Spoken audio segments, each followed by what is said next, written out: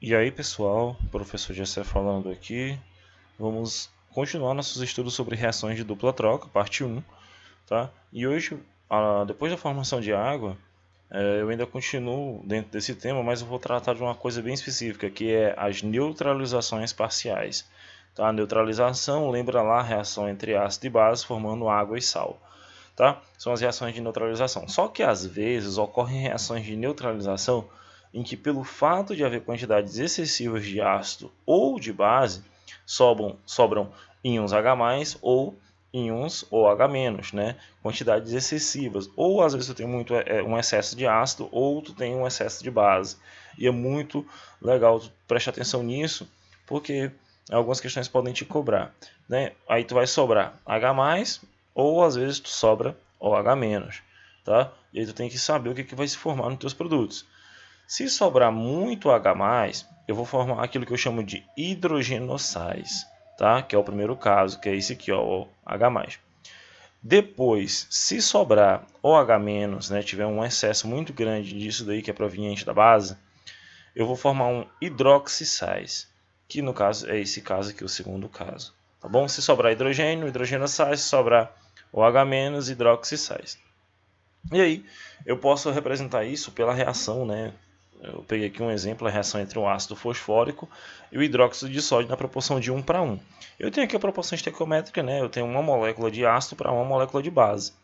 E aí eu conheço esse ácido aqui, né, pessoal? Já fiz uma aula só sobre ele, só você, se você não assistiu, é só acessar aí, tá?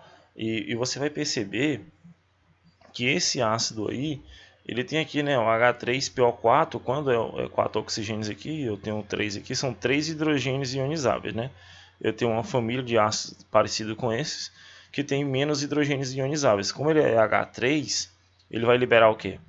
3H+, né? Esse ácido vai ter 3 hidrogênios ionizáveis. Já a minha base, né, que eu só tenho uma molécula dela, eu vou liberar apenas uma hidroxila. Então eu vou ter um excesso de quê? Eu tenho 3H+ e uma hidroxila. Eu vou ter um excesso de H+ nesse caso. Então eu vou formar um hidrogenossal, tá? E aí eu chamo isso de neutralização parcial. Não se preocupe que eu vou mostrar o processo para vocês, a proporção.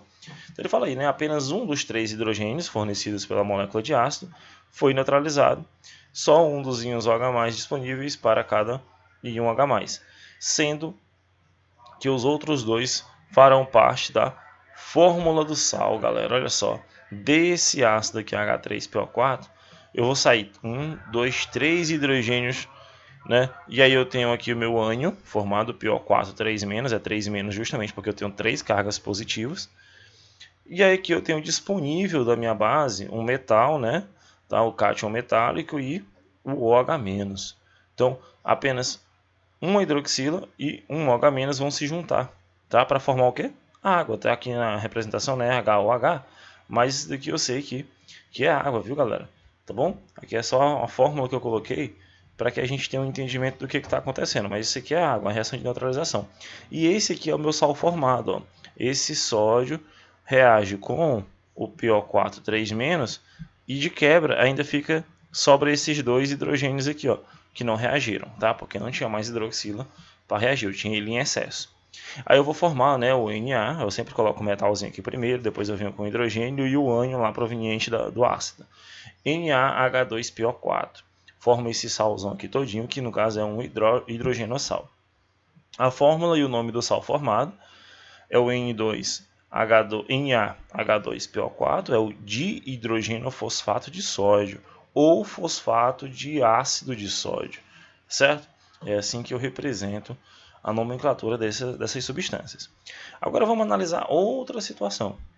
Reação do hidróxido de magnésio, que foi o leite de magnésio que a gente estudou na aula passada, e o ácido clorídrico na proporção de 1 para 1. Quer dizer, uma molécula de ácido para uma molécula de base.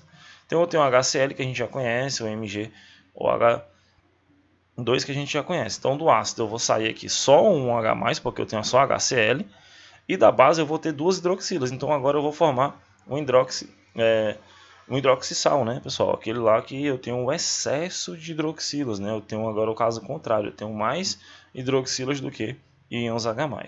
E aí apenas um deles vai reagir com apenas um hidroxila e vai sobrar um hidroxila aqui. Tá? E essa hidroxila eu coloco ela na fórmula do meu sal. Eu formei água novamente, aqui é o meu sal.